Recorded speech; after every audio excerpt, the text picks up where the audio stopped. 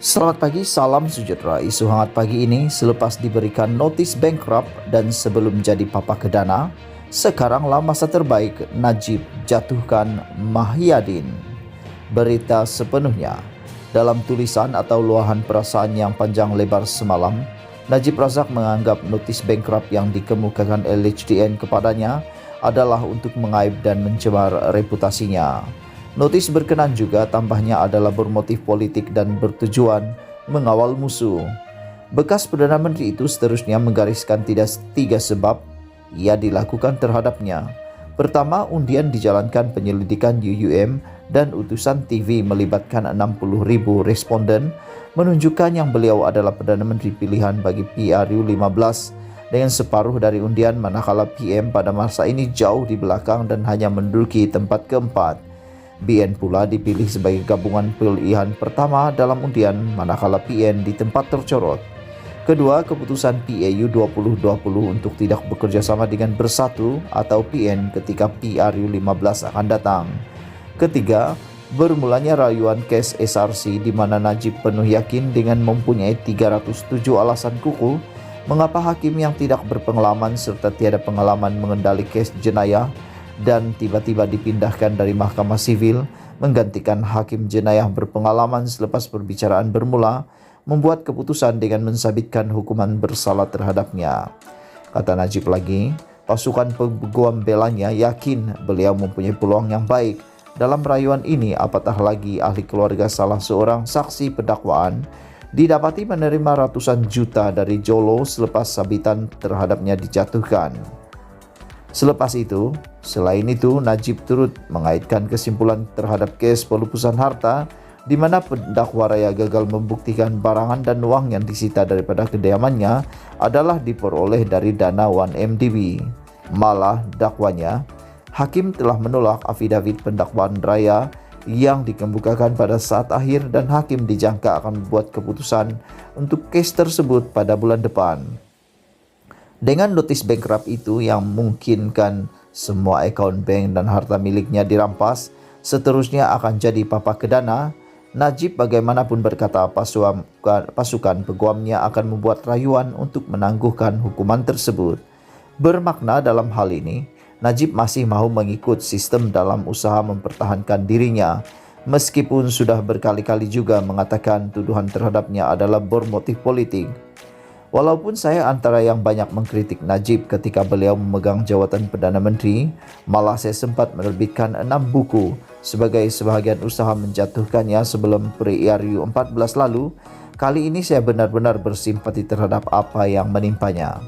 Ternampak tidak masuk akal beliau boleh dikenakan cukai pribadi sebanyak Rm 1,7 bilion hanya kerana sumbangan yang diterimanya. Adakah dengan cukai sebesar itu bermakna Najib lebih kaya daripada Robert Koch, orang paling kaya di Malaysia? Lagi pula, LHDN sendiri pada 2016 pernah mengeluarkan kenyataan bahawa dana Rm 2,6 bilion yang diterima Najib tidak perlu dikenakan cukai kerana ia dianggap sumbangan untuk politik. Mengapa setelah kerajaan berubah dengan Tun Mahathir Mohamad menjadi Perdana Menteri pada 2018, tiba-tiba pendirian LHDN berubah? Makanya, untuk menganggap tindakan LHDN mengenakan cukai sebanyak Rm 1,7 bilion, kemudian disusuli notis bankrupt pada hari pertama bicara kes rayuan Najib bermula sebagai tidak bermotif politik terlihat sukar untuk dipercayai. Lebih ramai akan percaya tanggapan sedemikian berbanding cuba untuk meyakinkan ia dilaksanakan berdasarkan undang-undang. Lagipun, jika tidak bermotif politik dan undang-undang didaulatkan, mengapa kes Azmin Ali berkaitan video Haziq masih didiamkan sehingga sekarang? Daripada era Tun Mahathir hinggalah kepada Mahyadin Madniasin jadi Perdana Menteri sekarang, Azmin bukan saja masih bebas lepas, malah terus jadi anak emas kepada kedua-dua pemimpin berkenan. Kalau bukan bermotif politik, apakah alasan lain tidak mengenakan tindakan terhadap Azmin di mana semua orang yang menonton video tersebut percaya itu adalah beliau? Tidak mustahil jika Azmin sendiri pun menonton video Haziq itu, beliau turut tidak terkecuali percaya itu adalah dirinya. Dengan perbandingan mudah antara kes Najib dengan kes Azmin, tidak dapat Tidak, sukar untuk menafikan kedua-duanya tidak bermotif politik. Kalau Najib dibawa ke pengadilan dan diberi ruang membela diri, Azmin juga sepatutnya tidak dikecualikan daripada proses yang sama.